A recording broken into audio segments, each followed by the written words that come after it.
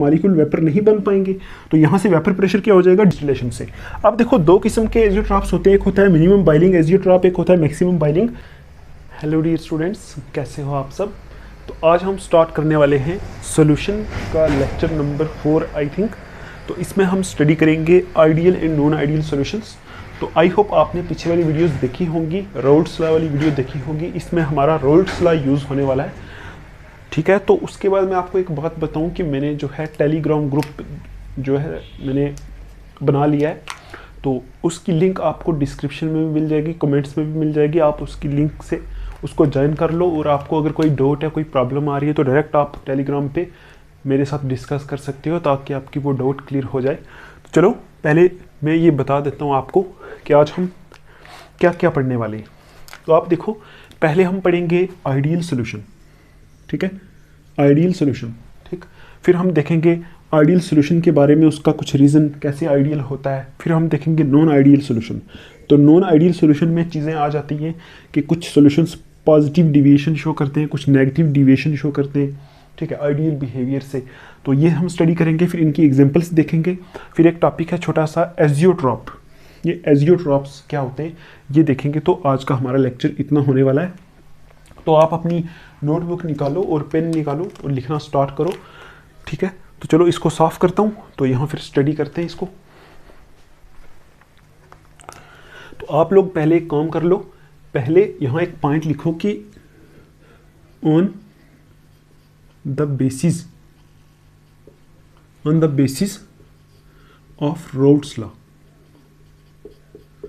हमने पढ़ा था ना रोल्स लॉ के बेसिस के ऊपर जो हमारे लिक्विड सॉल्यूशंस होते हैं, लिक्विड सॉल्यूशंस, ठीक है, और क्लासिफाइड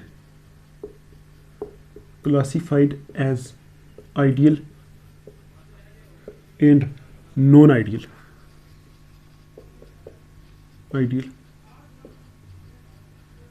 ठीक है। ये आप पॉइंट ऐड कर लेना, ठीक है। जो आप हेडिंग डालोगे ideal and non ideal solution, उसके नीचे पहले आप ये पॉइंट ऐड कर लेना। इसमें लिखा हुआ है कि रोल्स लॉ के बेस के ऊपर हम क्या करते हैं, लिक्विड सॉल्यूशंस को दो हिस्सों में डिवाइड कर देते हैं। एक होते हैं आइडियल सॉल्यूशन, एक होते हैं नॉन आइडियल सॉल्यूशन। आपको पता है रोल्स लॉ क्या बोल रहा था, रोल्स लॉ लग रहा था उस टाइम जब जो लिक्विड सॉल्यूशन था उसमें लग रहा था। जब लिक्विड सॉल्यूशन था, सॉल्यूट भी लिक्विड, सॉल्वेंट भी लिक्विड, तो दोनों क्या थे, वोलाटाइल। तो उस टाइम हमारा रोल्स लॉ लग रहा था। तो उस बेस पे, रोल्स लॉ के बेस पे क्या होते हैं, आइडियल सॉल्यूशन दो किस्म के होते हैं, सॉरी लिक्विड सॉल्यूशन दो किस्म के होते हैं। एक होता है आइडियल सॉल्यूशन, एक होता है नॉन आइडियल सॉल्यूशन, ठीक। तो पहले हम देख लेते हैं आइडियल सॉल्यूशन क्या होता है, कौन सा होता है। तो आप इसकी सिंपल डेफिनेशन लिख लो। देखो, ये लाइन लिखने से पहले आप ऊपर हेडिंग डाल लेना, आइडियल एंड नॉन आइडियल, ठीक है, नॉन आइडियल सॉल्यूशंस, ये हेडिंग आप डाल देना, ठीक। तो आप देखो आइडियल सॉल्यूशन क्या होता है। देखो आप लिखो इन आइडियल सॉल्यूशन, ठीक है, is that solution,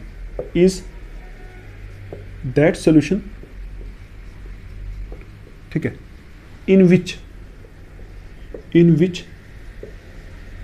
each component,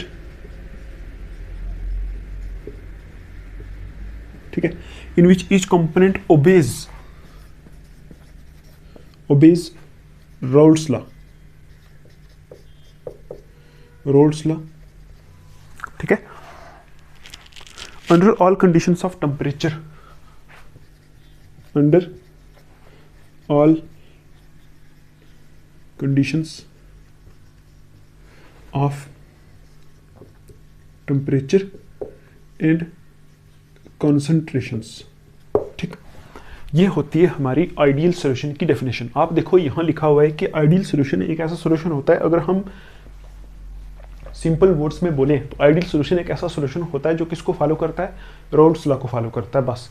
तो ये वही लिखा हुआ है यहाँ कि ideal solution is that solution, मतलब आइडियल सॉल्यूशन एक ऐसा सॉल्यूशन होता है जिसमें इन विच ईच कंपोनेंट, मतलब जो भी कंपोनेंट उसमें होते हैं वो क्या करते हैं, रोल्स लॉ को ओबे करते हैं या फिर रोल्स लॉ को फॉलो करते हैं, ठीक है।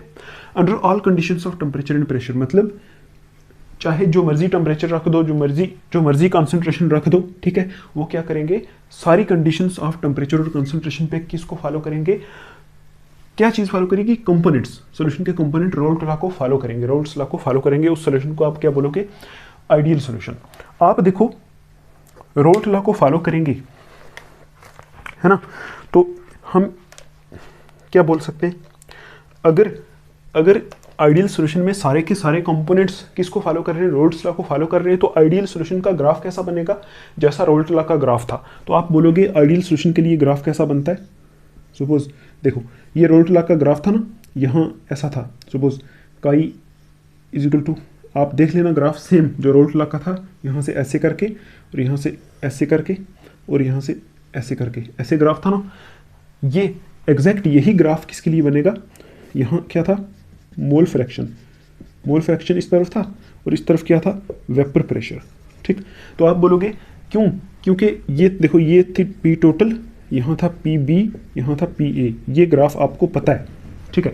यही सेम ग्राफ किसके लिए बनेगा, आइडियल सॉल्यूशंस के लिए। क्यों, क्योंकि आपको पता है आइडियल सॉल्यूशन कौन से होते हैं, जो रोल्स लॉ को फॉलो करते हैं। अगर कोई सॉल्यूशन रोल्स लॉ को फॉलो करेगा तो वो क्या होगा, आइडियल, तो उसका ग्राफ कैसा बनेगा, उसका ग्राफ ऐसा ही बनेगा जैसा रोल्स लॉ का ग्राफ है, ठीक है। ये आपने बनाना है आइडियल सॉल्यूशन का ग्राफ, यहाँ एग्जैक्ट रोल्स लॉ जैसा, ठीक है। यहाँ एक्स, ये काई बी क्या लिखा था वो आपको पता है, मैंने लिखवाया था वीडियो में, आप देख सकते हो, ऐसा ग्राफ आप बनाओगे, ठीक।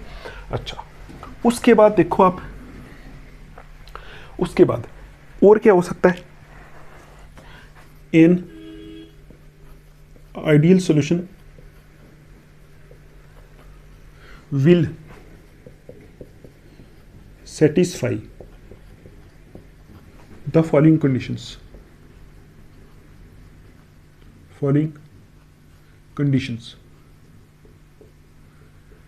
एक आइडियल सॉल्यूशन कुछ कंडीशंस को सेटिस्फाई करेगा। कौन कौन सी कंडीशन है वो, ठीक है। पहली कंडीशन है कि first condition, no change in volume, ठीक है, no change in volume on mixing, ठीक है, टू कंपोनेंट्स, ठीक। इसके आगे लिख लोगे that is delta V mixing is equal to 0, ये आएगा एक कंडीशन, इसको आइडियल सॉल्यूशन फॉलो करेगा। और दूसरी कंडीशन है नो चेंज इन इंथैल्पी, ठीक है, ऑन मिक्सिंग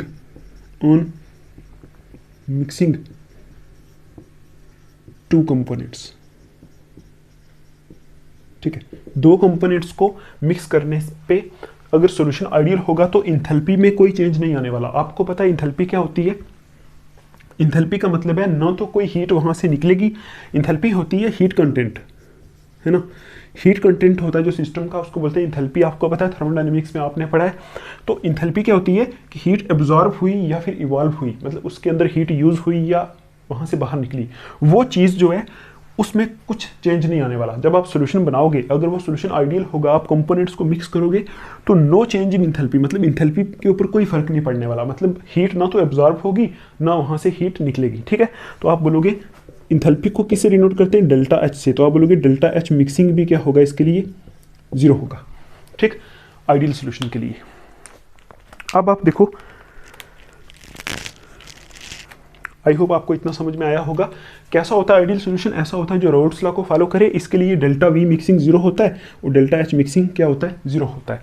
आप देखो, अगर मैं आपको एक एग्जांपल दूं छोटी सी, सपोज हम क्या कर रहे हैं, एक सॉल्यूशन बना रहे हैं, ये हमारे पास, इसको थोड़ी बड़ी बीकर बना देते हैं, ये हमारे पास एक बीकर है इतनी, ये हमारी दूसरी बीकर है इतनी, ठीक। आप देखो ये दोनों हमारे पास क्या है, बीकर्स। अब देखो सपोज इसमें मैं बोल रहा हूँ हमारे पास प्योर ए है, इसमें हमारे पास क्या है, प्योर बी है, ठीक है। तो आपको पता है अगर इसमें प्योर ए कंपोनेंट है, सपोज लिक्विड है, लिक्विड के लिए है ना, ये लिक्विड, ये लिक्विड, ये प्योर ए प्योर बी, तो आपको पता है जो प्योर ए होगा उसके अंदर सारे के सारे मॉलिक्यूल्स ए होंगे, ऐसा होगा। प्योर के अंदर सारे के सारे मॉलिक्यूल्स कैसे होंगे, ए मॉलिक्यूल्स होंगे, ऐसा ए मॉलिक्यूल्स, ए ये मॉलिक्यूल्स होंगे, ठीक है। अब प्योर बी के अंदर आपको पता है सारे के सारे के सारे मॉलिक्यूल्स कैसे होने वाले, पूरे के पूरे बी बी होंगे।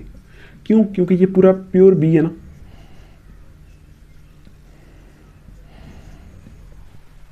देखो अब आप देखो, ये हम क्या कर रहे हैं, प्योर ए और प्योर बी है दोनों, मतलब दोनों अलग अलग कंपोनेंट है, इनको मिक्स करके अगर हम सॉल्यूशन बनाने की कोशिश करें तो आपको पता है, आपको क्या पता है, देखो सपोज अगर हम सॉल्यूशन बनाएंगे तो ए और बी को मिक्स करेंगे तो सॉल्यूशन कैसा बनेगा, ए बी सॉल्यूशन बनेगा, ठीक है ना, दिख रहा है आपको, ए बी सॉल्यूशन बनेगा। आप देखो जब ए और बी को मिक्स करोगे तो ए बी सॉल्यूशन बनेगा, इसमें मॉलिक्यूल्स कैसे होंगे, ए के भी होंगे बी के भी होंगे, ठीक है। हम अगर यहाँ बनाएं तो आपको पता है यहाँ कौन से होंगे, ए बी, ठीक है, यहाँ क्या होगा, बी ए, ठीक है। ऐसे ए बी करके मॉलिक्यूल जुड़ जाएंगे। अब आप देखो जब ये मॉलिक्यूल्स यहाँ थे, यहाँ कैसे मॉलिक्यूल है, यहाँ ए आपस में जुड़े हुए हैं, ठीक, और यहाँ कैसे बी आपस में जुड़े हुए हैं, ठीक है।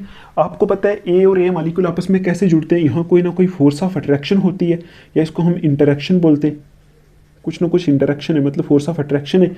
इधर भी क्या है, बी में कुछ फोर्सेस ऑफ क्या है, फोर्सेस ऑफ अट्रैक्शन है ना।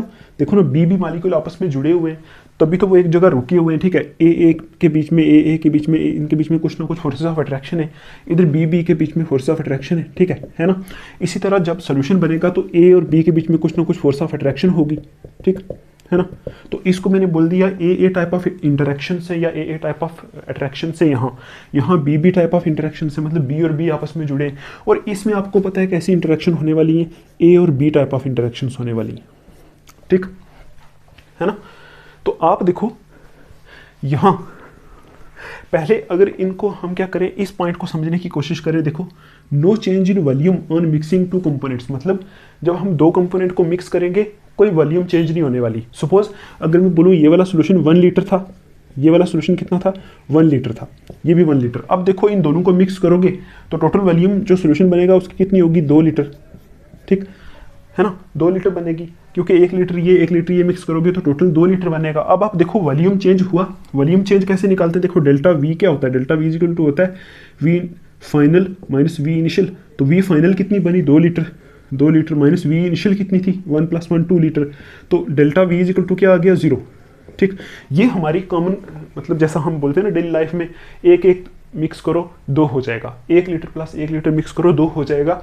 तो ऐसी जो कंडीशन होती है ना, जिसमें हम सीधा बोल देते हैं कि 1 + 1 2 आ जाता है, ठीक, तो उसी को हम आइडियल बोलते हैं ना, उसी कंडीशन को बोलते हैं ना आइडियल, है ना, आइडियल कंडीशन। तो कभी कभी ऐसा भी हो सकता है कि 1 लीटर प्लस 1 लीटर आप मिक्स करो तो यहाँ 3 लीटर बन जाए, है ना। तो वो कंडीशन जो होती है उसको बोलते हैं नॉन आइडियल कंडीशन, मतलब जब हमने 1 मिक्स किया तो आना चाहिए था 2 लेकिन आ गया 3, तो वो नॉन आइडियल कंडीशन है, वो हम डिस्कस करेंगे। तो ऐसा ही होता है इसमें कि डेल्टा वी मिक्सिंग क्या आती है, इस केस में 0 आती है, मतलब सिंपल कंडीशन है। जैसे आप बोलोगे आसान लैंग्वेज में कि 2 को मिक्स करो, जितना मिक्स करोगे उतना ही बनेगा, ऐसा अगर बनेगा तो कौन सा सोल्यूशन है, आइडियल सोल्यूशन है, ठीक। इसी तरह डेल्टा एच मिक्सिंग में क्या होती है, इसके लिए 0 होती है, ठीक है, मतलब कोई हीट एब्जॉर्ब नहीं होती है सोल्यूशन के दौरान। जब सोल्यूशन बनाओगे कोई हीट एब्जॉर्ब नहीं होती, कोई हीट इवॉल्व नहीं होती, कुछ नहीं होता, ठीक है। तो डेल्टा एच मिक्सिंग भी क्या होता है, इसके लिए 0। अब आप देखो, अगर आप देखोगे यहाँ ए टाइप ऑफ इंटरेक्शन है, यहाँ बी टाइप ऑफ इंटरेक्शन है, यहाँ A B type of interaction है, तो ये सोल्यूशन जो है आइडियल बिहेवियर कब शो करता है, क्यों शो करता है, ठीक है। तो आप यहाँ एक पॉइंट ऐड करो, आप यहाँ लिख लो at molecular level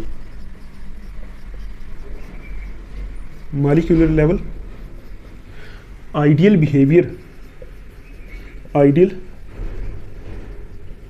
behavior is explained by considering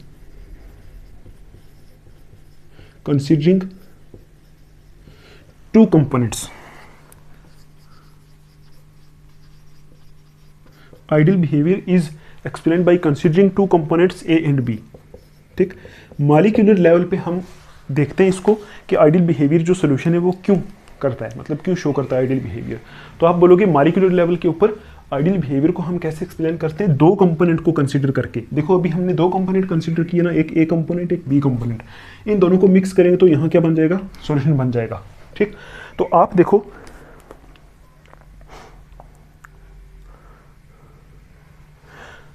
आप बस एक ही पॉइंट याद रखना, if the intermolecular forces between A and B, ठीक है, आर नियरली इक्वल टू, ठीक है, nearly equal to A B और nearly equal to A B, ठीक है। अच्छा, आगे आप देखो, this leads to the formation of ideal solution, ठीक। आप देखो यही एक रीजन है कि सॉल्यूशन आइडियल बिहेवियर क्यों शो करता है। आप बोलोगे if the intermolecular forces between A and B, आपको पता है अभी मैंने बताया था ए और बी के बीच में आपस में इंटरमॉलिक्यूलर फोर्सेस ऑफ अट्रैक्शन है, तभी तो ए और बी जुड़ा हुआ है। अब देखो ए और बी के बीच में जो इंटरमॉलिक्यूलर फोर्सेस ऑफ अट्रैक्शन है, अगर वो किसके बराबर हो जाएं, जो ए बी के बीच में मॉलिक्यूलर फोर्सेस ऑफ अट्रैक्शन है उनके बराबर, तो इसका मतलब सॉल्यूशन कैसा होगा, सॉल्यूशन आइडियल होगा, ठीक। ये रीजन होता है। क्या रीजन है, if the intermolecular forces between A and B, मतलब ए मॉलिक्यूल और बी मॉलिक्यूल। आप देखो सपोज मान लो ए हमारा क्या है, सॉल्यूट है ना, तो बी क्या है, हमारा सॉल्वेंट है, ठीक। तो आप देखो सॉल्यूट मॉलिक्यूल और सॉल्वेंट मॉलिक्यूल के बीच में जो फोर्सेस ऑफ अट्रैक्शन है, अगर वो किसके बराबर हो जाए, सॉल्यूट और सॉल्वेंट के मॉलिक्यूल के बीच में जो फोर्सेस ऑफ अट्रैक्शन बन रही है, कब बन रही है, जब ये दो मिक्स कर रहे हैं तो ये फोर्सेस ऑफ अट्रैक्शन बन रही है। अगर उनके बराबर हो जाए तो यहाँ से हम बोलेंगे कौन सा सोल्यूशन बनेगा, आइडियल सोल्यूशन बनेगा। ये आप याद रखना। कैसे, इसको शॉर्ट में भी लिख सकते हैं, अगर ए एंड बी के बीच में जो फोर्स ऑफ अट्रैक्शन है किसके बराबर है, ए बी के बीच में जो फोर्स ऑफ अट्रैक्शन है, ठीक है। तो सोल्यूशन कैसा बनेगा, सोल्यूशन आइडियल बनेगा। मतलब देखो, मतलब जितनी एनर्जी इनकी बॉन्ड्स ब्रेक करने में लगेगी उतनी एनर्जी जब ये बॉन्ड बनेगी तो वहां से रिलीज हो जाएगी, है ना। देखो ना, आपको पता है जब बॉन्ड को, ये जो बॉन्ड है ना इसके बीच में, इसको जब ब्रेक करते हैं ना तो हमें एनर्जी की जरूरत पड़ती है, ठीक है। तो ऐसा जो सोल्यूशन होता है आइडियल सोल्यूशन, जब इनको मिक्स करते हैं तो जितनी एनर्जी इन दोनों की बॉन्ड ब्रेक करने में लगती है, ठीक है, आपको पता है बॉन्ड ब्रेक होती है तो एनर्जी की जरूरत पड़ती है, जब बॉन्ड बनती है तो एनर्जी रिलीज होती है ना। तो जितनी एनर्जी इन दोनों की बॉन्ड ब्रेक करने में लगती है उतनी ही एनर्जी निकल जाती है, कब, जब ए बी आपस में बॉन्ड बनाते हैं तो उतनी ही एनर्जी यहाँ से निकल जाती है। तो आप बोलोगे इनके बीच में जो फोर्स ऑफ अट्रैक्शन है, ए और बी के बीच में जो फोर्सेस ऑफ अट्रैक्शन है वो किसके बराबर होती है, ए बी के बीच में जो फोर्सेस ऑफ अट्रैक्शन है उसके बराबर, ठीक। ये कंडीशन रखना याद आप। तो ऐसा जहाँ ये कंडीशन फॉलो होती है वहाँ क्या होता है, सोल्यूशन आइडियल बन जाता है, ठीक। और आइडियल सोल्यूशन का ग्राफ कैसा बनता है, बिल्कुल रोड्स लॉ जैसा। क्यों, क्योंकि आइडियल सोल्यूशन होते ही वही है जिनका जो क्या करते हैं, रोड्स लॉ को फॉलो करते हैं, ठीक।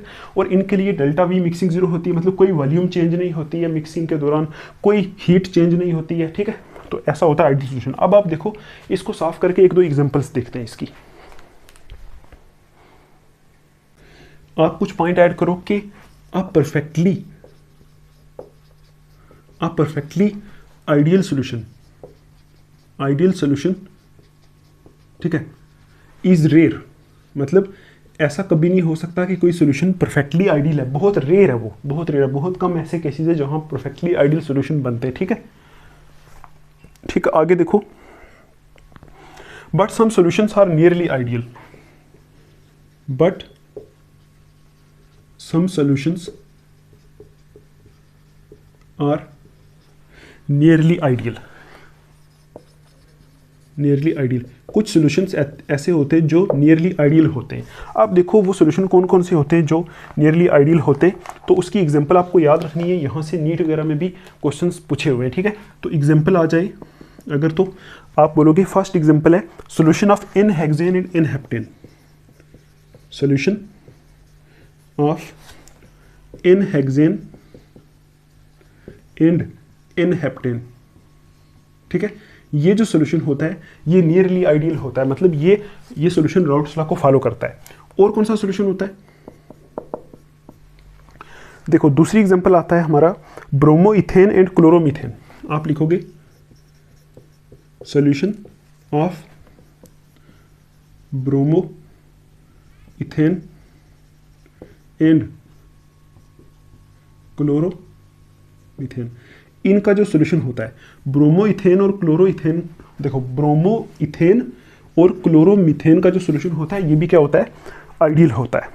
उसके बाद थर्ड एग्जांपल,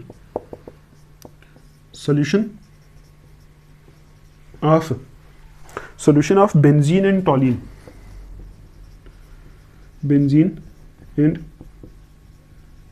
टॉलिन, ये भी जो सॉल्यूशन होता है बेंजीन और टॉलिन को अगर आप मिक्स कर दोगे तो ये भी कैसा सॉल्यूशन बनता है, आइडियल सॉल्यूशन बनता है। ठीक है, आपको ये एग्जांपल्स याद रखनी है। एन हेक्सेन और एन हेप्टेन का सॉल्यूशन क्या होता है, आइडियल होता है ना।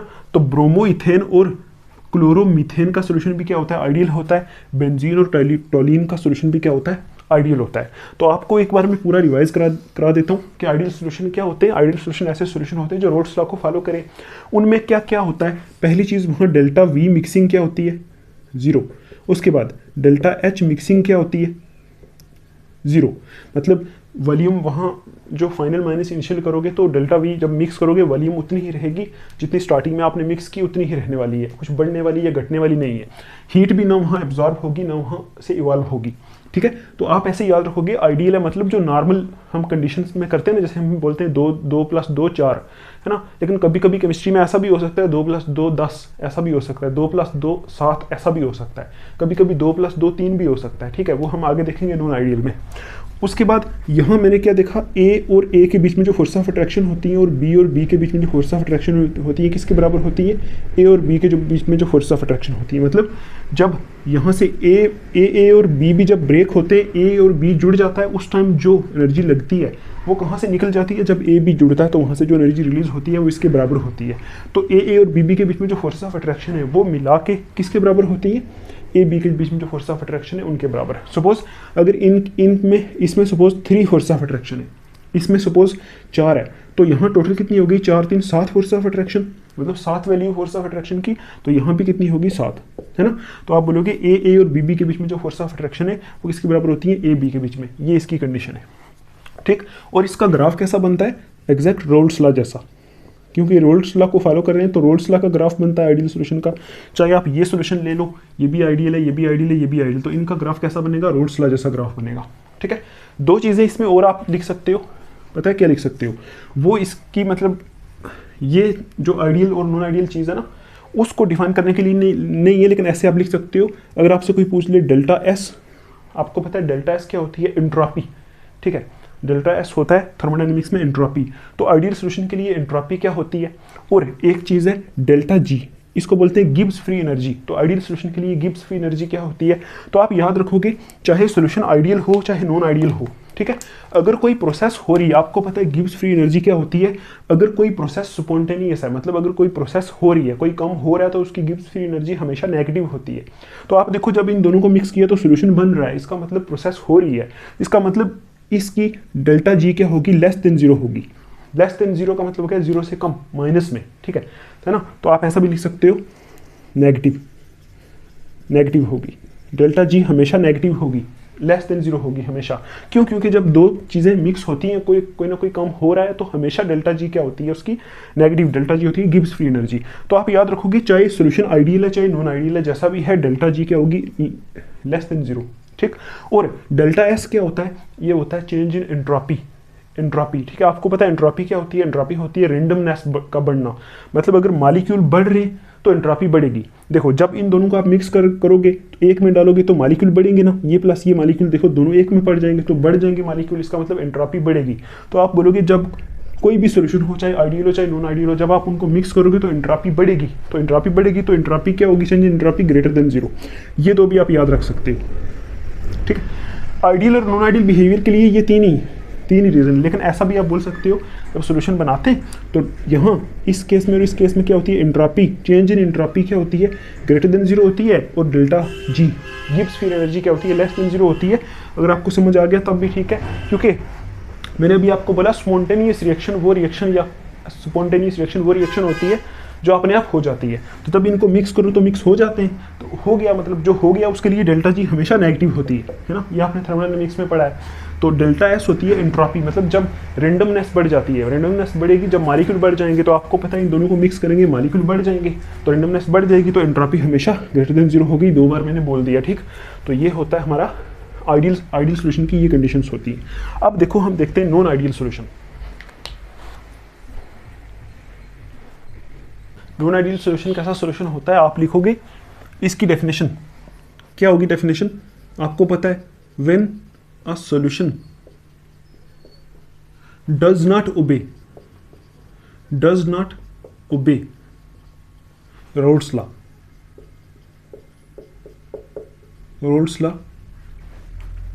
under all conditions, यहां लिख देता हूं, conditions of temperature and concentrations, ठीक है, कॉन्सेंट्रेशंस, ठीक। आप देखो जब कोई सोल्यूशन रोल्स लॉ को फॉलो नहीं करता, तो अगर रोल्स लॉ को फॉलो करेगा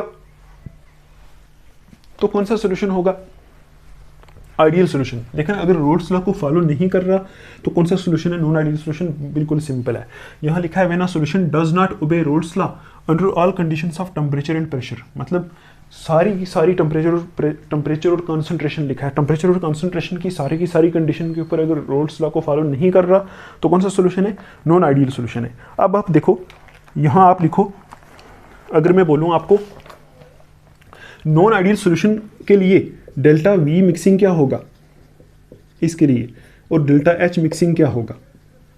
आपको पता है आइडियल सोल्यूशन के लिए delta V mixing is equal to 0 था, तो यहाँ क्या होगा, नॉट इक्वल टू 0, है ना।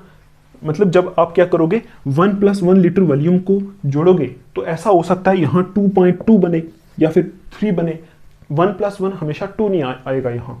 तो आप बोलोगे यहाँ डेल्टा वी मिक्सिंग क्या होगी, नॉट इक्वल टू 0, और डेल्टा एच मिक्सिंग भी क्या होगी, नॉट इक्वल टू 0, ठीक। उसके बिल्कुल अपोजिट वहाँ क्या था, इक्वल टू 0, मतलब यहाँ जब आप क्या करोगे दो कंपोनेंट्स को मिक्स करोगे तो वॉल्यूम कुछ ज़्यादा भी हो सकती है, कम भी हो सकती है, 0 के बराबर नहीं होने वाली।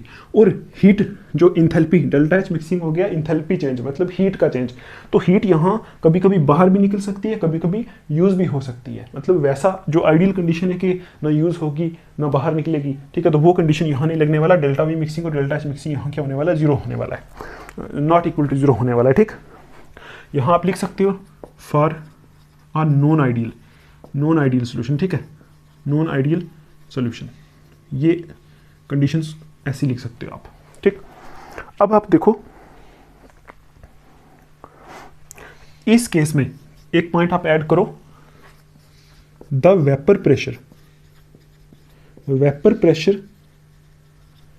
ऑफ सच सॉल्यूशंस, ठीक है, vapour pressure of such solutions, ठीक है, is either higher or lower, is either higher or lower, ठीक है, as predicted then that, देखो यहां लिख लो then that predicted by Raoult's law, ठीक है। तो यहाँ बोल रहा है कि ऐसे सॉल्यूशन का जो वेपर प्रेशर होगा, आपको पता है रोल्स लॉ जो हम ड्रा करते हैं ना, उसमें जो कर्व ड्रा करते हैं वो वेपर प्रेशर की कर्व होती है। ये जो हम कर्व ड्रा करते हैं ना ऐसे, तो आपको पता है ये किसकी कर्व होती है, ये वेपर प्रेशर की कर्व होती है ना। एक होता है पार्शियल, यहाँ सपोज अगर मैंने लिखा है PA, यहाँ लिखा है PB, तो ये वेपर प्रेशर है, वेपर प्रेशर की कर्व है, यहाँ मोल फ्रैक्शन है, ठीक। ये क्या है, P टोटल, ये जो कर्व से ना, ये वेपर प्रेशर की कर्व से। आप देखो यहाँ लिखा है कि जो नॉन आइडियल सोल्यूशन होते हैं, देखो जो आइडियल सोल्यूशन होते हैं उनका वेपर प्रेशर की कर्व जो है वो सेम वैसी ही आती है जैसा रोल्ट लॉ बोलता है, ठीक है ना, क्योंकि वॉल्यूम भी वैसी है, एनर्जी भी वैसी है जैसा रोल्ट लॉ बोलता है, तो वेपर प्रेशर की कर्व भी सेम कैसी आती है। आप ये भी पॉइंट वहाँ ऐड कर सकते हो कि आइडियल सोल्यूशन में वेपर प्रेशर की जो कर्व आती है ये वाली, ये कर्व एग्जैक्ट वैसी ही आती है जैसा रोल्ट्स लॉ बोलता है। लेकिन नॉन आइडियल सोल्यूशन क्योंकि वो रोल्ट लॉ को फॉलो करता ही नहीं, तो उसके लिए जो वेपर प्रेशर की कर्व आने वाली है, मतलब ये जो लाइनें आने वाली है, ये वैसी नहीं आने वाली जैसा रोल्ट्स लॉ बोलता है, ठीक। तो वही लिखा है कि ऐसा सोल्यूशन जो होता है नॉन आइडियल सोल्यूशन, इसमें क्या होता है, the vapour pressure of such solutions, मतलब ऐसे सोल्यूशन का जो वेपर प्रेशर होता है या तो वो ज़्यादा होता है या वो क्या होता है, कम होता है। ठीक, कैसे सोल्यूशन का, नॉन आइडियल सोल्यूशन का जो वेपर प्रेशर होता है वो या तो ज़्यादा होता है या कम होता है। किससे ज़्यादा कम होता है, then that predicted by Raoult's law, मतलब जो रोल्ट लॉ बोल रहा है उससे या तो वेपर प्रेशर ज़्यादा होगा या कम होगा। ठीक, लेकिन आइडियल सोल्यूशन में आपको पता है, आइडियल सोल्यूशन में क्या होगा, वेपर प्रेशर वही आएगा जो रोल्ट लॉ बोलता है, लेकिन इसमें वेपर प्रेशर या तो रोल्ट लॉ से ज़्यादा आएगा या रोल्ट लॉ से कम आएगा। ठीक, अब एक पॉइंट आप और ऐड करो। ठीक है, if vapour pressure is higher, अगर वेपर प्रेशर ज्यादा आएगा तो क्या बोलेंगे हम, the solution exhibits positive deviation, हम बोलेंगे the solution exhibits positive deviation, positive deviation. ठीक है,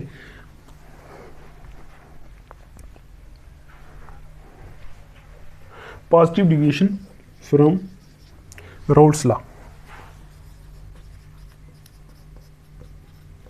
ठीक है, एंड यहां लिख लो, and if the vapour pressure is lower, ठीक, the solution exhibits negative deviation, negative deviation, deviation from Raoult's law, Raoult's law. या आप ऐसा भी लिख सकते हो, if vapour pressure is higher. आप देखो पहले इसको समझो, देखो अगर वेपर प्रेशर हायर होगा, किससे हायर होगा, जैसा रोल्ट लॉ बोल रहा है उससे वेपर प्रेशर हायर है, तो सॉल्यूशन को हम बोलेंगे सॉल्यूशन पॉजिटिवली डिविएट कर रहा है। हम बोलेंगे सॉल्यूशन में कौन सी डिविएशन आ रही है, पॉजिटिव डिविएशन आ रही है फ्रॉम रोल्ट्स लॉ, मतलब रोल्ट्स लॉ से पॉजिटिव, मतलब रोल्ट्स लॉ से आगे जा रहा है। ठीक है, रोल्ट्स लॉ से पॉजिटिव डिविएट कर रहा है, रोल्ट्स लॉ से ऊपर जा रहा है उसका वेपर प्रेशर। तो आगे लिखा है if the vapour pressure is lower, अगर वेपर प्रेशर क्या होगा, रोल्ट्स लॉ ने जो बताया उससे कम आएगा, तो सॉल्यूशन एग्जिबिट्स नेगेटिव डिविएशन, बोलेंगे सॉल्यूशन कौन सी डिविएशन एग्जिबिट कर रहा है, नेगेटिव डिविएशन। तो आप ऐसा भी बोल सकते हो कि अगर वेपर प्रेशर हायर है तो सॉल्यूशन आइडियल बिहेवियर से पॉजिटिव डिविएशन कर रहा है। तो अगर वेपर प्रेशर, देखो अगर वेपर प्रेशर लोअर है तो सॉल्यूशन क्या कर रहा है, आइडियल बिहेवियर से। देखो रोल्ट लॉ की जगह आप आइडियल बिहेवियर भी लिख सकते हो, क्यों, क्योंकि रोल्ट लॉ और आइडियल बिहेवियर सेम है ना, है ना, जो रोल्ट लॉ को फॉलो करते हैं उसी को तो आइडियल बोलते हैं। ठीक, समझ आ रहा है आपको। आप देखना ये पीछे बकवास आवाजें हैं जो, इसको थोड़ा इग्नोर करना, आप बस इस पर ध्यान देना। ठीक है, तो आई ना समझ आपको। अगर वेपर प्रेशर हायर होगा तो हम बोलेंगे पॉजिटिव डिविएशन शो कर रहा है, अगर वेपर प्रेशर लो होगा तो हम बोलेंगे नेगेटिव डिविएशन शो कर रहा है। अब आप देखो दो ही केस बच गए हमारे पास, एक वो केस जब क्या होता है, जब पॉजिटिव डिविएशन शो कर रहा है ना, और एक केस वो वाला जब नेगेटिव डिविएशन शो कर रहा है। तो हम पहले इसको साफ कर लेते हैं, पहले देखते हैं हम पॉजिटिव डिविएशन। हमने देखा दो किस्म की डिविएशन हो सकती है, या तो रोल्ट्स लॉ से ज़्यादा वेपर प्रेशर हो सकता है या रोल्ट्स लॉ से कम हो सकता है। ठीक है, आप देखो अगर इन केस ऑफ पॉजिटिव डिविएशन है मतलब जब वेपर प्रेशर क्या होगा, रोल्ट्स लॉ से ज़्यादा होगा। इसका क्या रीज़न है, वो रीज़न लाई करता है कहाँ, यहाँ, ये जो हमारी ए और बी टाइप इंटरेक्शन है इसमें लाई करता है। आप देखो मैं यहाँ पॉइंट लिख रहा हूँ तो आप समझ लो। देखो पॉजिटिव डिविएशन में क्या होता है, देखो हियर क्या होता है, ए बी इंटरेक्शंस। ठीक है, ए बी इंटरेक्शंस जो होती हैं are weaker than A and B interactions. ठीक, ये पॉइंट है बस, सिर्फ और कुछ नहीं। आप देखो अगर आप ऊपर से यहां से समझो तो कैसे समझोगे, देखो आइडियल बिहेवियर में क्या था, ए इंटरेक्शन और बी इंटरेक्शन किसके बराबर थी, ए बी इंटरेक्शन के बराबर। आप देखो यहाँ क्या है, यहाँ A B interactions are weaker than A and B interactions. यहाँ जो ए बी इंटरेक्शन से मतलब ए और बी के बीच में जो फोर्स ऑफ अट्रैक्शन है वो कमजोर है। किससे कमजोर है, ए और बी के बीच में से, ए और बी के बीच में जो थी उससे कमजोर है। आप देखो सपोज पहले हमारा यहाँ ए टाइप ऑफ मॉलिक्यूल थे, यहाँ बी टाइप ऑफ मॉलिक्यूल थे, इनमें इंटरेक्शन स्ट्रांग थी। अब आप देखो जब यहाँ से हमने सॉल्यूशन बनाया उसमें कौन से ए बी इंटरेक्शन है, तो जो ए और बी इंटरेक्शन से ये जो है ना, ये बॉन्ड कमजोर है। अब आप देखो अगर ये ये ए नहीं, ये ए बी है, ए बी के बीच में अगर ये इंटरेक्शन कमज़ोर है, मतलब फोर्स ऑफ अट्रैक्शन कमज़ोर है, तो आप बोलोगे मॉलिक्यूल जल्दी यहाँ से ऊपर उठेंगे। ऊपर कहाँ उठेंगे? आपको पता है जब सोल्यूशन बनता है, सोल्यूशन के ऊपर यहाँ वेपर बनते हैं ना, जिसको वेपर प्रेशर बोलते हैं, ठीक है ना। तो आप बोलोगे ए और बी के बीच में जो फोर्स ऑफ अट्रैक्शन है ये क्या है? कमज़ोर है। तो कमज़ोर होने की वजह से ये ए बी की जो बॉन्ड है जल्दी ब्रेक होगी। मतलब अगर इसको थोड़ी सी भी हीट मिलेगी, थोड़ा सा टेम्परेचर मिलेगा, तो यहाँ से ए बी मॉलिक्यूल उठ के यहाँ ऊपर आ जाएंगे, आके वेपर बना लेंगे। क्यों बना लेंगे? क्योंकि ए और बी के बीच में जो बॉन्ड है वो तो कमज़ोर है, इस केस में इससे कमज़ोर है, इन दोनों से कमज़ोर है। तो अगर कमज़ोर है तो ये देखो, मैं ए लिख रहा हूँ, ये ए बी है। अगर कमज़ोर है तो ये मॉलिक्यूल जल्दी ऊपर आएंगे ना। तो आप देखो, अगर मॉलिक्यूल जल्दी ऊपर आएंगे, है ना, ए और बी के बीच में कमज़ोर है, एक आप ऐसा बोल सकते हो, एक तो जल्दी ऊपर आएंगे, एक ज़्यादा ऊपर आएंगे। कहाँ ऊपर जाएंगे? वेपर फेस में जाएंगे ना, क्योंकि आपको पता है सॉल्यूशन के ऊपर क्या बनता है? वेपर्स बनते हैं, ठीक है, क्योंकि ये दोनों लिक्विड मिक्स है ना। तो लिक्विड मिक्स होते हैं तो वेपर बनते हैं ना सॉल्यूशन के ऊपर, जिसकी वजह से वेपर प्रेशर एक्सर्ट होता है।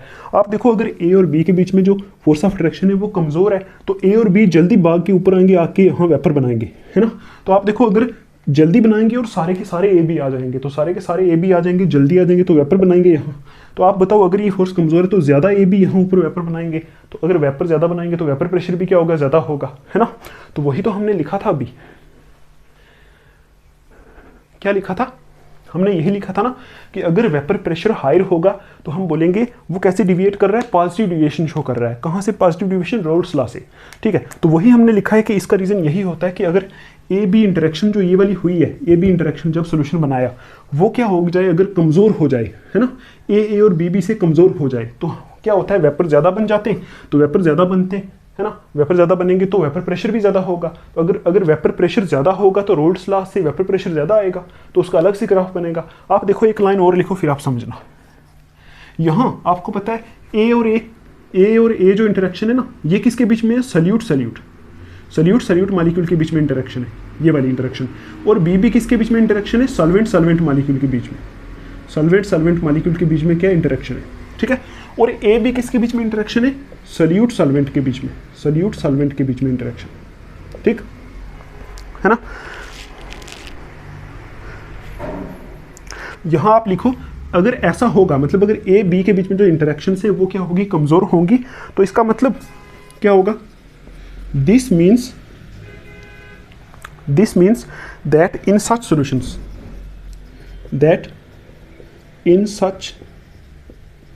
solutions, ऐसे solutions में क्या होगा? A or B will find it easier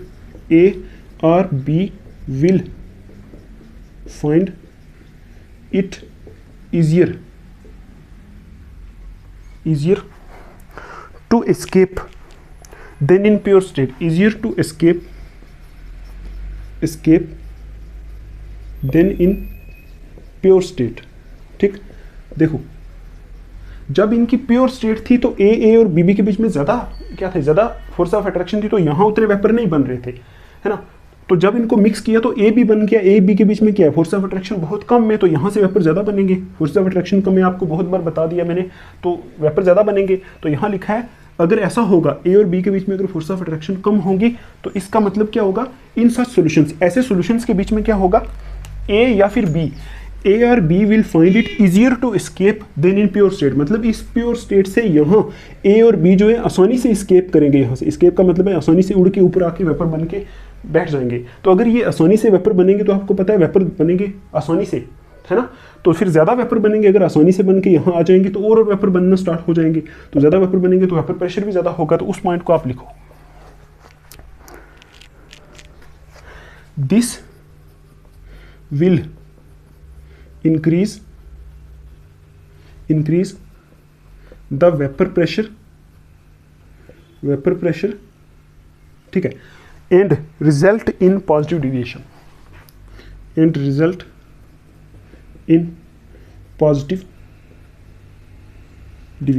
यही तो हम पढ़ रहे थे, पॉजिटिव डिविएशन। आप देखो, अगर ए बी के बीच में फोर्स ऑफ अट्रैक्शन कम होगी तो वेपर वो उड़ के ज़्यादा ऊपर जाएंगे, आसानी हो जाएगी उनको ऊपर जाना, ठीक है, ऊपर जाने में आसानी हो जाएगी। तो यहाँ से इसकी वजह से क्या होगा? वेपर प्रेशर बढ़ेगा। तो अगर वेपर प्रेशर बढ़ेगा तो रोल्स लॉ से वेपर प्रेशर ज़्यादा हो जाएगा, तो इसका मतलब कौन सी डिविएशन हो जाएगी, पॉजिटिव डिविएशन हो जाएगी। तो अब आप देखो इसके लिए ग्राफ कैसा बनेगा।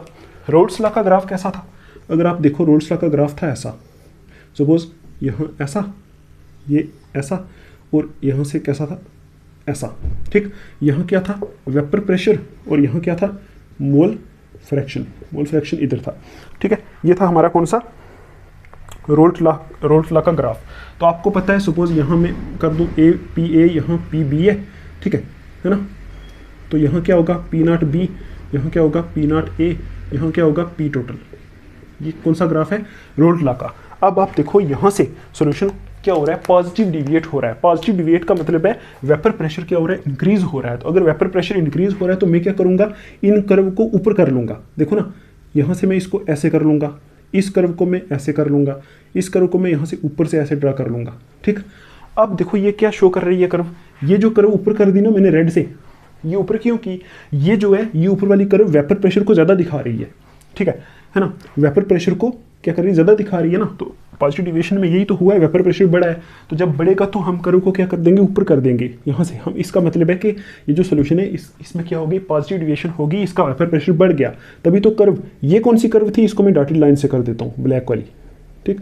इसको अगर आप डॉटेड लाइन से कर लो, बुक में डॉटेड लाइन से दी हुई होती है ये, ठीक। ब्लैक वाली कौन सी थी, आइडियल बिहेवियर वाली, मतलब रोल्स लॉ को फॉलो करने वाली।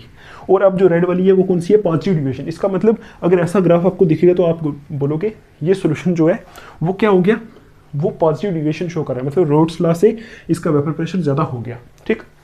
तो ये थी हमारी क्या, पॉजिटिव डिविएशन। अब आप देखो एग्जाम्पल्स,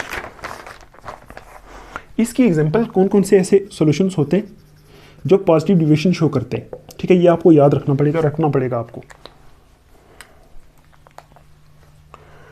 देखो पहला है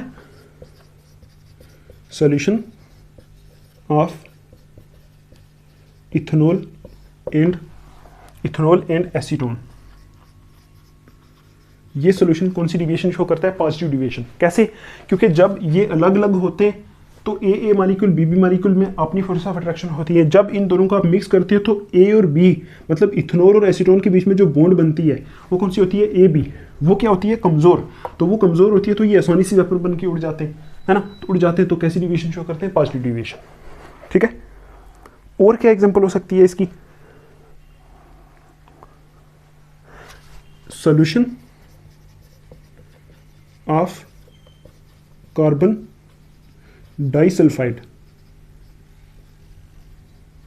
ठीक है, एंड एसीटोन। ये भी क्या शो करता है, पॉजिटिव डिविएशन शो करता है, ठीक है। कार्बन डाइसल्फाइड और एसीटोन का जो सॉल्यूशन होता है ये भी कौन सी डिविएशन शो करता है, पॉजिटिव। इनमें भी वैसा ही रीजन है कि जब इनको हम कंबाइन करते हैं तो ए और बी के बीच में जो बॉन्ड बनती है, यहाँ ये दोनों कंबाइन करते हैं। सपोज इसको ए मान लो, इसकी बी मान लो, इसके बीच में जो बॉन्ड बनती है वो कमजोर होती है तो जल्दी वेपर बन के उड़ जाता है, तो वेपर प्रेशर बढ़ जाता है। कहाँ से बढ़ जाता है, जो रोल्स लॉ के अकॉर्डिंग वेपर प्रेशर आता है उससे बढ़ जाता है, ठीक है ना। तो ये सॉल्यूशन भी कैसा शो करता है, ऐसा बिहेवियर शो करता है, नॉन आइडियल, ये पॉजिटिव डिविएशन शो करता है, ठीक। अब हम देख लेते हैं नेगेटिव डिविएशन। तो ये हमारा हो गया, अभी हम कैसे चेक करेंगे, नेगेटिव डिविएशन चेक करेंगे। ये जो ग्राफ हमने बनाया था ना, यहाँ आप लिख लेना ये किसका ग्राफ है, पॉजिटिव डिविएशन का, ठीक है ना। पॉजिटिव डिविएशन का ग्राफ है, ये आपने बनाना है पॉजिटिव डिविएशन में। अब आप देखो यहाँ मैंने लिखा है in case of negative deviation. Negative deviation में क्या होता है, अब आप खुद ही समझ जाओगे कि नेगेटिव डिविएशन में क्या होता है। आप देखो पॉजिटिव में क्या था, ए और बी के बीच में जो इंटरेक्शन थी वो क्या थी, कमज़ोर थी। तो आप खुद बताओ, यहाँ देखो in case of negative deviation, इसमें क्या होगा, in case of negative deviation the intermolecular forces between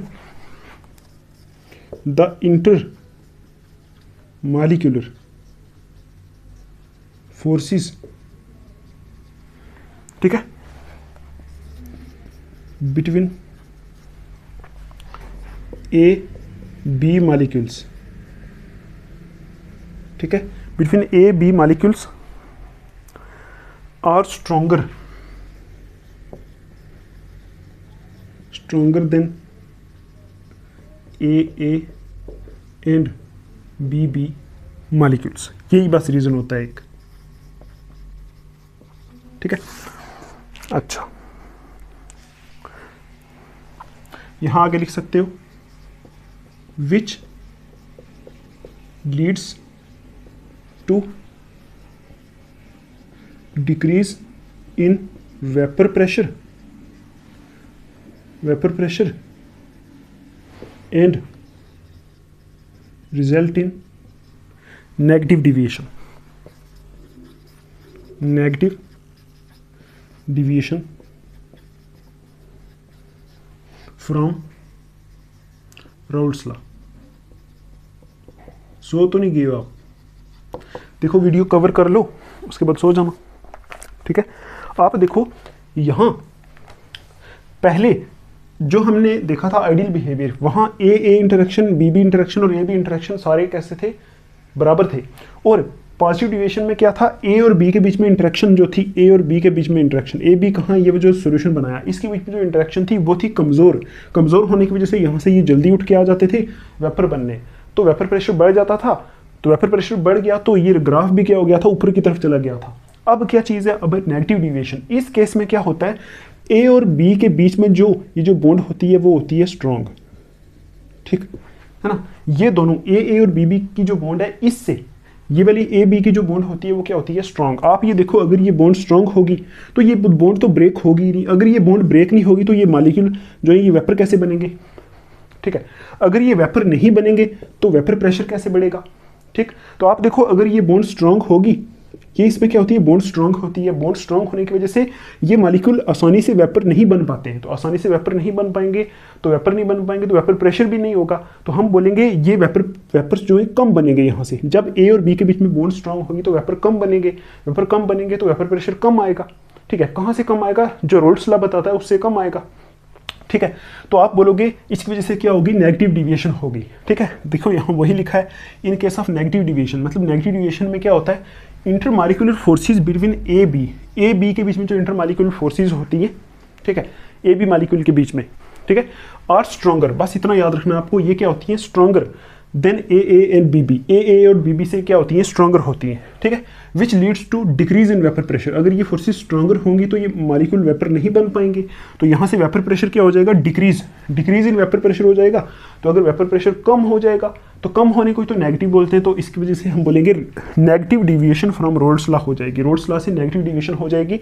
तो ये ग्राफ कौन सा था, ये था ग्राफ पॉजिटिव डिविएशन का। ठीक है, तो अगर मैं इस रेड को यहाँ से साफ कर दूँ, एक बार रेड वाली लाइन को मैं साफ कर दूं तो आपने बना लिया होगा ग्राफ। ठीक, तो अब आप देखो इस ऐसे जो नेगेटिव डिविएशन शो करते हैं सोल्यूशन, इनका वेपर प्रेशर रोल्स लॉ से कैसे आता है, कम आता है। तो कम आने का मतलब है यहाँ से इसमें कैसे कर्व में कैसे दिखाओगे, डाउन दिखाओगे। ये यहाँ ये वाली डाउन हो गई, ये कर्व भी क्या हो गई, डाउन हो गई, ये टोटल वाली भी क्या होगी, डाउन हो गई। इस ग्राफ में आप क्या करोगे, कर्व क्या दिखाओगे, डाउन दिखाओगे। आपको पता है ये कौन सी थी, पी ए थी, ये कौन सी थी, पी बी थी, है ना। इसके ग्राफ में साथ में अटैच कर दूंगा, ठीक है, एक्चुअल वाली ग्राफ। तो इस केस में आप क्या करोगे, कर्व को डाउन नीचे वाली साइड कर दोगे, क्योंकि नीचे वाली साइड करेंगे तो वेपर प्रेशर कम दिखेगा, ऊपर वाली साइड करेंगे तो वेपर प्रेशर ज़्यादा दिखेगा।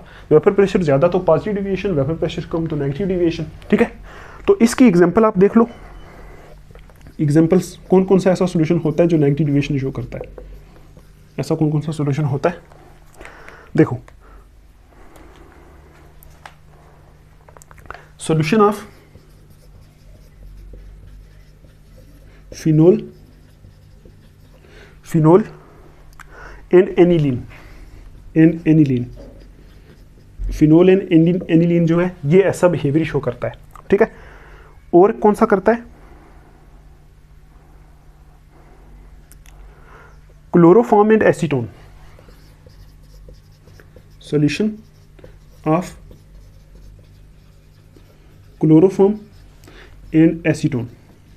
ठीक है, ये आपको याद रखने, क्लोरोफॉर्म और एसीटोन का सॉल्यूशन वो भी क्या करता है, ऐसा बिहेवियर शो करता है। कौन सा बिहेवियर शो करता है, negative deviation from Raoult's law show करता है। आप देखो फिनोल और एनिलीन के बीच में क्या हुआ होगा, फिनोल और सपोज इसको मान लो ए, इसको मान लो बी। ठीक ठीक है। जब ये इन दोनों को मिक्स करोगे तो ए और बी के बीच में इंटरेक्शन होगी, तो वो इंटरेक्शन हो जाएगी स्ट्रांग, तो इनके मॉलिक्यूल जकड़ जाएंगे एक जगह, जकड़ जाएंगे तो उड़ के वेपर नहीं बन पाएंगे, तो वेपर नहीं बन पाएंगे तो वेपर प्रेशर कम होगा, तो वेपर प्रेशर कम होगा तो रोल्स लॉ से नेगेटिव डिविएशन चली जाएगी, तो ग्राफ कैसा आ जाएगा, ऐसा। तो ये जो ग्राफ आप है, ये वाला ग्राफ आप बनाओगे, इसका नाम है, कौन सा ग्राफ है, नेगेटिव डिविएशन का, नेगेटिव डिविएशन का ये ग्राफ है, negative deviation from Raoult's law. तो इसकी एग्जांपल्स आपको याद रखनी है, फिनोल एंड एनिलीन है ना, क्लोरोफॉर्म एंड एसीटोन, ये कैसी डिविएशन शो करते हैं, नेगेटिव डिविएशन शो करते हैं, ठीक है। ये था हमारा ideal solution, non ideal solution और उनका रीजन, ठीक, यही होता है ना, और कुछ नहीं है, इतना खास नहीं है ये। तो आपको अगर आपको मॉलिक्यूल की टर्म्स में देखना हो तो आपसे पूछ लिया जाए A and B is equal to A B है, तो कौन सा सॉल्यूशन है, ठीक। और दूसरा A and B is less than A B है, ठीक। और तीसरा A and B greater than A B है, ठीक है। तो कौन सा सॉल्यूशन है, आपको पता है ये तो आइडियल सॉल्यूशन का केस है, ठीक है। आइडियल सॉल्यूशन में डेल्टा वी मिक्सिंग भी जीरो होती है ना, डेल्टा एस मिक्सिंग भी जीरो होती है, ठीक। तो इस केस में देखो ये ग्रेटर देन साइन किसकी तरफ है, ग्रेटर देन ए बी की तरफ है, मतलब ए बी में फोर्स क्या है, बड़ी है, ठीक है। और ए बी के बीच में कम है, तो ए बी के बीच में फोर्स ज़्यादा है, तो फोर्स ज़्यादा है तो कैसा होगा, फोर्स ज़्यादा, तो ये तो वेपर बनेंगे ही नहीं, इनके बीच में फोर्स ज़्यादा है तो वेपर बनेंगे ही नहीं, तो सोल्यूशन में वेपर प्रेशर कम हो जाएगा। तो इसका मतलब ये किसका केस है, नेगेटिव डिविएशन का केस है, ठीक। इसमें देखो ये ग्रेटर देन इसकी तरफ है, तो इसमें ए बी के बीच में फोर्स ऑफ अट्रैक्शन क्या है, कम में, तो कम में तो ये जल्दी वेपर बनेंगे, तो कौन सी डिविएशन का हो जाएगा, पॉजिटिव डिविएशन का, ठीक, पॉजिटिव डिविएशन का ये वाला केस हो जाएगा, ठीक। और आपको मैंने एक और चीज़ बताई थी, डेल्टा जी और डेल्टा एस जो होते हैं ये हमेशा लेस देन जीरो होगा इन दोनों सोल्यूशन के लिए, चाहे आइडियल है चाहे नॉन आइडियल है, और ये हमेशा ग्रेटर देन जीरो होगा, ये होती है एंट्रोपी, ये होती है गिब्स फ्री एनर्जी। तो ये था हमारा आइडियल सोल्यूशन और नॉन आइडियल सोल्यूशन और पॉजिटिव डिविएशन नेगेटिव डिविएशन, इनका सारा रीजन। तो आई होप आपको ये समझ में आया होगा। तो अभी देखो एक छोटा सा टॉपिक बचता है, उसको बोलते हैं एजियोट्रॉप्स, वो हम करते हैं तो वीडियो खत्म। इसके बाद सिर्फ इसकी 3 वीडियो और आएंगी तो ये चैप्टर खत्म हो जाएगा, ठीक है। उसके बाद हम प्रीवियस ईयर क्वेश्चन डिस्कस करेंगे जो एग्जाम में आए हुए हैं। लिखो, आप कुछ ऐड कर लो, some liquids on mixing, some liquids on mixing, some liquids on mixing form azeotrophs, form azeotrophs, ठीक है। अब देखो आगे एजियोट्रॉप क्या होता है, यहां विच आर बाइनरी, एजियोट्रॉप की डेफिनेशन है which are binary mixtures, which are binary mixtures, ठीक है, which are binary mixtures having the same composition, having the same composition, ठीक, having the same composition in liquid and vapor phase, in liquid and vapor phase, ठीक है, and boil at constant temperature, and boil at constant temperature, ठीक। ये आप पहले add करो, एक point और लिखो फिर हम समझते हैं। इन सच केसेस, ठीक है, ऐसे केसेस के अंदर क्या होता है, it is not possible to separate, it is not possible to separate, ठीक है, it is not possible to separate the components by fractional distillation, separate the components by fractional distillation, by fractional distillation, ये आप लिख लो अपनी notebook के ऊपर। आप देखो यहां क्या बोल रहा है, ये बोल रहा है कि यहां लिखा हुआ है some liquids on mixing form azeotropes, मतलब जब हम किसी लिक्विड को मिक्स करते हैं, मतलब कभी कभार हम क्या करते हैं, जब दो लिक्विड को मिक्स करते हैं तो वो क्या बना लेता है, एजियोट्रॉप बना लेता है, ठीक। अब देखो एजियोट्रॉप को हम एजियोट्रॉपिक मिक्सचर भी बोलते हैं, एजियोट्रॉपिक मिक्सचर भी बोलते हैं, ठीक है, कभी कभी दो लिक्विड को जब हम मिक्स करते हैं तो वो क्या बना लेते हैं, एजियोट्रॉप बना लेते हैं, मतलब या फिर एजियोट्रॉपिक मिक्सचर बना लेते हैं। ठीक है, अब देखो ये एजियोट्रॉपिक मिक्सचर कैसे मिक्सचर होते हैं, विच आर बाइनरी मिक्सचर, मतलब ये कैसे होते हैं, बाइनरी मिक्सचर। बाइनरी का मतलब है दो कंपोनेंट के जुड़े हुए मिक्सचर होते हैं। ठीक है, having the same composition in liquid and vapour face, इनकी जो कंपोजिशन होती है वो लिक्विड और वेपर फेस में सेम होती है। आप देखो जो हम दो चीज़ों को मिक्स करते हैं ना, तो उनकी जो कंपोजिशन होती है उनको हम देखो, सपोज मैं आपको एग्जांपल देता हूँ। सपोज अगर ए और बी दो लिक्विड है, ठीक है, ए और बी क्या है, ये भी लिक्विड है, ये भी लिक्विड है, तो इनको अगर हम मिक्स करेंगे ना, तो सपोज यहाँ हम इनको मिक्स करके यहाँ रखा है, तो इन मिक्सचर को हम आसानी के साथ अलग कर सकते हैं। कैसे कर सकते हैं, कोई टेक्निक यूज़ करेंगे, फ्रैक्शनल डिस्टिलेशन। देखो ये जो फ्रैक्शनल डिस्टिलेशन यहाँ लिखा है ना, ये मिक्सचर, ये जो सोल्यूशन, ये ना लिक्विड इनको सेपरेट करने की एक टेक्निक होती है। ठीक है, तो हम दो मिक्सचर को आसानी के साथ सेपरेट कर सकते हैं फ्रैक्शनल डिस्टिलेशन या फिर डिस्टिलेशन यूज़ करके। आप भी याद रख लो, डिस्टिलेशन का मतलब है यहाँ से एक मेथड होता है मिक्सचर को सेपरेट करने वाला। ठीक, तो यहाँ अगर हम ए और बी दो मिक्सचर को अगर हम मिक्स करते हैं तो हम उसको आसानी से सेपरेट कर सकते हैं, मतलब फ्रैक्शनल डिस्टिलेशन वगैरह या कोई और मेथड यूज़ करके हम क्या करते हैं, उन मिक्सचर को सेपरेट कर सकते हैं। ठीक है, क्यों कर सकते हैं, क्योंकि आपको पता है जो बॉइलिंग पॉइंट होता है ना, डिफरेंट मिक्सचर का डिफरेंट होता है, डिफरेंट मिक्सचर का डिफरेंट बॉइलिंग पॉइंट होता है। देखो ऐसा हो सकता है कि इसका बॉइलिंग पॉइंट 80 होगा तो इसका बॉइलिंग पॉइंट 100 होगा, है ना। तो आपको पता है जब आप बॉयल करोगे इसको तो ये पहले उड़ जाएगा, यहाँ से 80 वाला पहले सारा उड़ जाएगा, तो 100 वाला बाद में उड़ेगा, तो 80 वाला पहले उड़ जाएगा, तो ये अलग हो जाएगा। ऐसे मिक्सचर को हम अलग कर सकते हैं। अब देखो एजियोट्रॉपिक मिक्सचर जो होते हैं, ऐसे मिक्सचर होते हैं जो बाइनरी मिक्सचर होते हैं, having the same composition in liquid and vapour face, मतलब इनकी जो कंपोजिशन होती है लिक्विड फेस में और वेपर फेस में सेम होती है। ठीक, और यहाँ लिखा हुआ है and boil at constant temperature, ये जो लिक्विड होते हैं ये कांस्टेंट टेम्परेचर पे बॉयल होते हैं। सपोज अगर मैं बोलूँ ये कौन सा मिक्सचर है, ये एजियोट्रॉपिक मिक्सचर है, तो इसमें मिक्सचर का मतलब है दो चीज़ें जुड़ी हुई हैं, तो आपको पता है दोनों का बॉइलिंग पॉइंट तो अलग होना चाहिए, इसका बॉइलिंग पॉइंट अलग, इसका बॉइलिंग पॉइंट अलग होना चाहिए, है ना। लेकिन अगर ये एजियोट्रॉपिक है तो इन दोनों का बॉइलिंग पॉइंट क्या होगा, सेम होगा। सपोज 100 डिग्री दोनों का होगा, तो ये एक ही टेम्परेचर पे दोनों बॉयल होते हैं। ठीक, कौन से मिक्सचर, एजियोट्रॉपिक मिक्सचर कैसे मिक्सचर होते हैं, जिनकी कंपोजिशन जो होती है लिक्विड फेस में और वेपर फेस में एक जैसी होती है ना। कंपोजिशन का मतलब क्या हो गया, बने हुए, है ना। लिक्विड फेस में और वेपर फेस में एक जैसी कंपोजिशन होती है और उनको कांस्टेंट टेम्परेचर पे हम बॉयल कर सकते हैं। मतलब जैसा हम टेम्परेचर लगाएंगे 100 डिग्री सेल्सियस, ए और बी दोनों बॉयल हो जाएंगे। आप देखो अगर टेम्परेचर 100 डिग्री आपने दिया तो ए भी बॉयल हो गया, बी भी, दोनों ही बॉयल हो गए, तो उनको अलग कैसे करेंगे, मतलब उनको हम अलग नहीं कर सकते। उन मिक्सचर को हम कैसे अलग नहीं कर सकते, मतलब जो अलग करने के जो सेपरेटिंग मेथड्स होते हैं उससे हम उन मिक्सचर को अलग नहीं कर सकते। यहाँ लिखा है कि इन सच केसेस, मतलब ऐसे केसेस के अंदर क्या होता है, it is not possible to separate the components by fractional distillation, मतलब फ्रैक्शनल डिस्टिलेशन जैसा जो मेथड होता है उसको यूज करके हम इनके कंपोनेंट को सेपरेट नहीं कर सकते। ठीक है, ऐसे मिक्सचर को हम क्या बोलते हैं, एजियोट्रॉपिक मिक्सचर। ठीक है, उनके कंपोनेंट को सेपरेट नहीं किया जा सकता और वो क्या होते हैं, उनका बॉइलिंग पॉइंट दोनों कंपोनेंट का कांस्टेंट होता है और वो कांस्टेंट टेम्परेचर पे ही बॉयल हो जाते हैं। ठीक है, कांस्टेंट टेम्परेचर का मतलब हो गया अगर दोनों का 250 डिग्री होगा तो 250 डिग्री करोगे दोनों ही बॉयल हो जाएंगे, तो दोनों को कैसे आप अलग करोगे। ठीक है, तो इनको अलग नहीं कर सकते। आप देखो ये जो एजियोट्रॉपिक होते हैं, देखो ये उतना कोई इंपॉर्टेंट नहीं है, आगे वाली हायर क्लासेस में आप इसकी स्टडी करोगे अच्छे से। ठीक है, ये सिर्फ एक छोटा सा आपको इंट्रोडक्शन देनी है इसकी बस।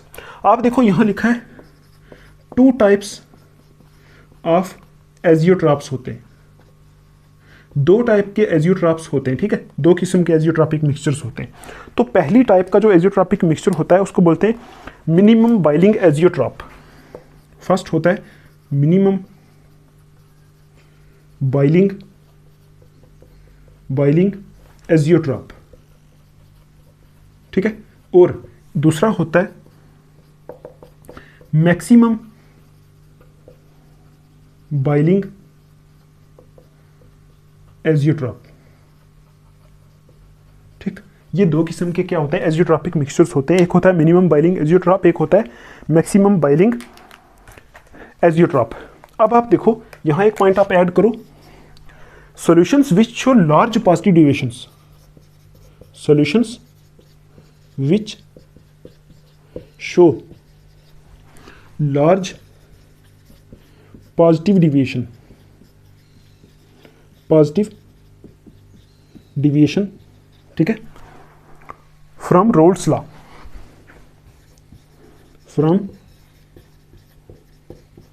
रोल्स लॉ, ठीक है।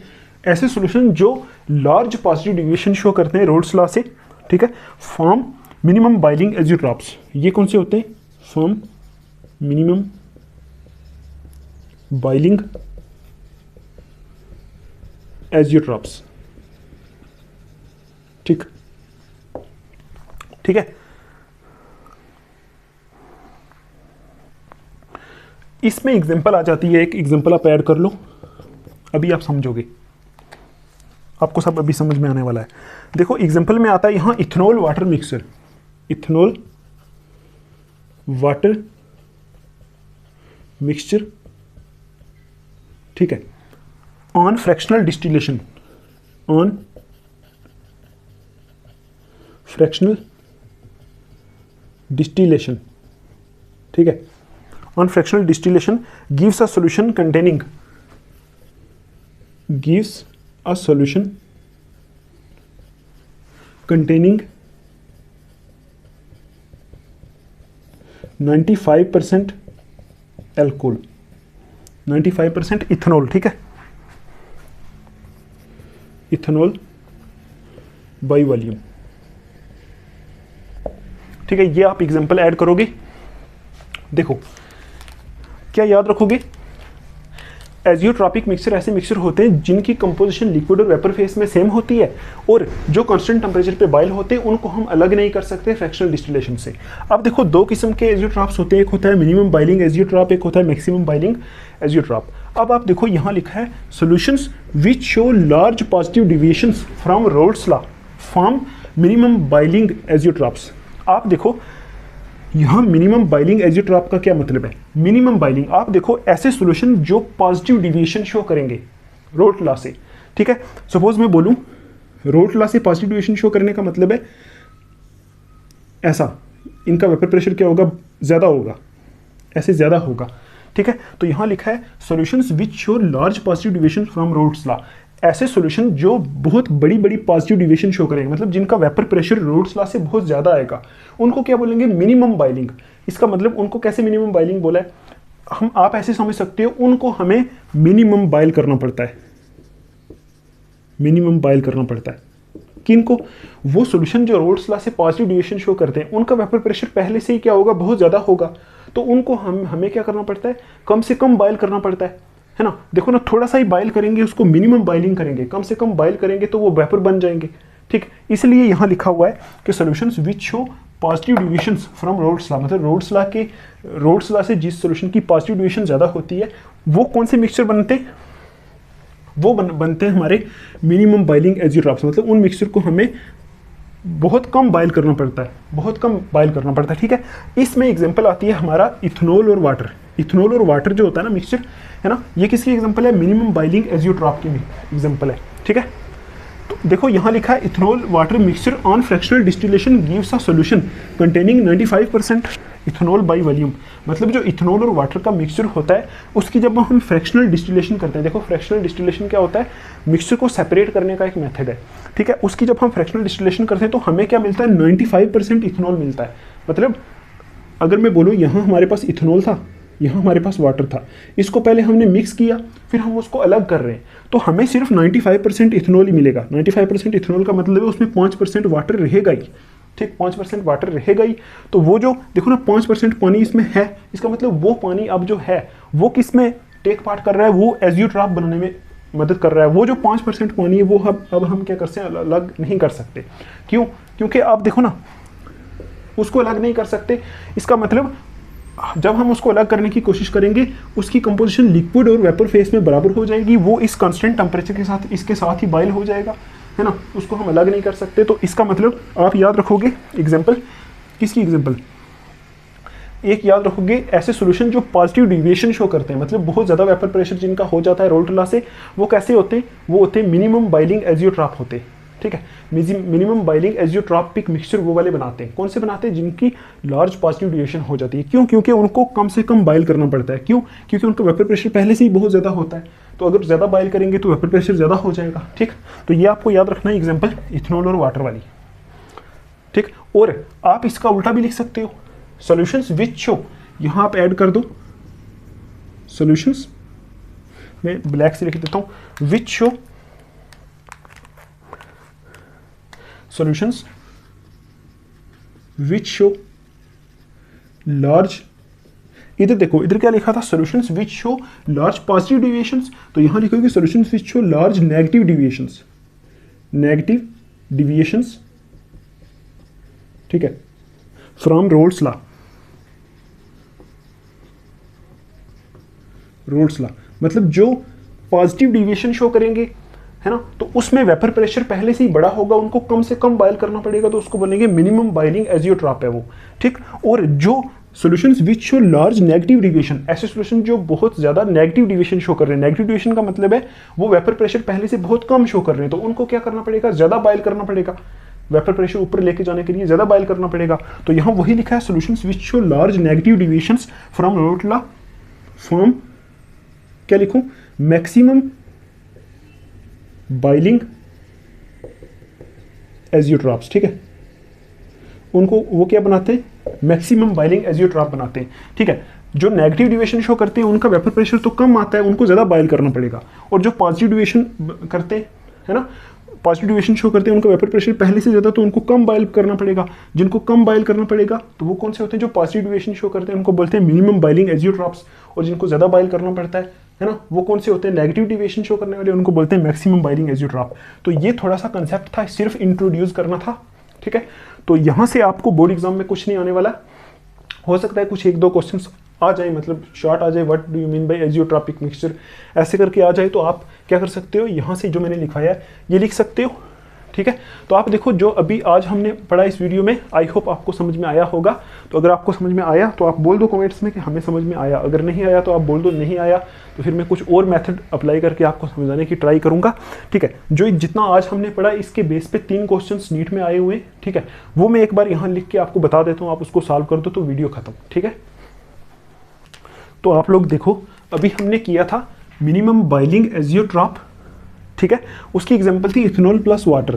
तो मैक्सिमम बॉइलिंग एजियोट्रॉप की भी एग्जांपल टेक्स्ट बुक के ऊपर दी हुई है, वो होती है हमारी वाटर प्लस नाइट्रिक एसिड, ठीक है। ये मैक्सिमम बॉइलिंग एजियोट्रॉप बनाते हैं, ये मिनिमम बॉइलिंग एजियोट्रॉप बनाते हैं, ठीक है। आप देखो पहला क्वेश्चन है यहाँ, द मिक्सचर विच शोज, ये आया था पता है कब, देखो मेरे पास जो है नीट प्रीवियस ईयर क्वेश्चन से, ठीक है, ये आप देखो 35 ईयर नीट, ये वाले इनमें से मैंने उठा के ये लिखे। तो ये वाला जो पहला क्वेश्चन है ना, ये वाला, ये आया था 2020 में नीट में, ये आया था 2019 में, और ये भी कहाँ आया था, यहाँ, ये नीट में क्वेश्चंस आए हुए हैं यहाँ से। ये देखो ये थ्योरेटिकल टॉपिक है और यहाँ से बहुत आसान क्वेश्चंस आते हैं, अगर आपको वहाँ इंटरेस्ट है तो आप देख सकते हो। देखो mixture which shows positive deviation from Raoult's law, ऐसा कोई मिक्सचर है यहाँ से बताओ जो रोल्स लॉ से पॉजिटिव डिविएशन शो कर रहा है। आप देखो अभी हमने रोल्स लॉ पढ़ा था, उसकी पॉजिटिव डिविएशन पढ़ी थी, उसकी 2 एग्जांपल्स की थी हमने, ठीक है। हमने कौन कौन सी एग्जांपल की थी, हमने देखा था एक होता है उसमें कौन सा, इथेनॉल एंड एसीटोन, एक होता है कार्बन डाइसल्फाइड एंड एसीटोन, ठीक। तो आप देखो यहाँ कौन सा है आएगा, आप चेक करो वहाँ इथेनॉल एंड एसीटोन वाला है ना, इथेनॉल एंड एसीटोन वाला ये पॉजिटिव डिविएशन शो करता है, तो इसका ये आंसर है इथेनॉल एंड एसीटोन, ठीक। दूसरा है आइडियल सॉल्यूशन के लिए करेक्ट ऑप्शन कौन सा है, आइडियल सॉल्यूशन के लिए करेक्ट ऑप्शन कौन सा होता है, देखो आइडियल सॉल्यूशन के लिए यहाँ लिख दो डेल्टा H 0 होता है, डेल्टा V मिक्सिंग भी 0 होता है, डेल्टा G लेस देन 0 होता है, और डेल्टा S ग्रेटर देन 0 होता है, ये आपको कराया था, ठीक है। अब यहाँ चेक करो डेल्टा G 0 होता है, नहीं डेल्टा G तो लेस देन 0 होता है, तो ये नहीं आने वाला, ये नहीं है। उसके बाद delta V mixing not equal to 0 होता है, delta V mixing is equal to 0 होता है, नॉट इक्वल टू नहीं होता, तो ये भी नहीं है, ठीक है। Delta S mixing is equal to 0 होता है, देखो लिखा ना डेल्टा मिक्स S, तो डेल्टा S मिक्सिंग हमेशा ग्रेटर देन 0 होता है, ऐसा नहीं है, ये भी गलत ऑप्शन है, ठीक। और ये देखो डेल्टा मिक्सिंग H मतलब डेल्टा H मिक्सिंग क्या होता है 0, तो ये 0 है, तो ये करेक्ट है, यही पूछा हुआ है, करेक्ट ऑप्शन बताओ, तो ये इसका ऑप्शन आंसर है, ठीक है। अब देखो यहाँ लिखा है the mixture that form maximum boiling azeotrope, ये क्वेश्चन 2019 में नीट में पूछा हुआ था। ऐसा मिक्सचर जो मैक्सिमम बॉइलिंग एजियोट्रॉप बनाता है, तो उसकी एग्जांपल होती है वाटर प्लस नाइट्रिक एसिड। ये पूरे के पूरे क्वेश्चंस टोटली एनसीईआरटी बुक से आए हुए हैं, ठीक है। तो इसकी एग्जांपल क्या होती है, वाटर प्लस नाइट्रिक एसिड ये होता है, ये क्या बनाता है मैक्सिमम बॉइलिंग एजियोट्रॉप, और ये कौन सा बनाता है, ये बनाता है मिनिमम बॉइलिंग एजियोट्रॉप, ठीक है। तो आई होप आपको ये सारा समझ में आया होगा, आपको ideal non ideal solution positive deviation negative deviation सब कुछ समझ आया होगा। तो कल हम नेक्स्ट वीडियो में मिलेंगे, उसमें हम पढ़ेंगे कोलिगेटिव प्रॉपर्टीज, ठीक है, तो तब तक के लिए आप अपना ध्यान रखो। Take care, thanks for watching.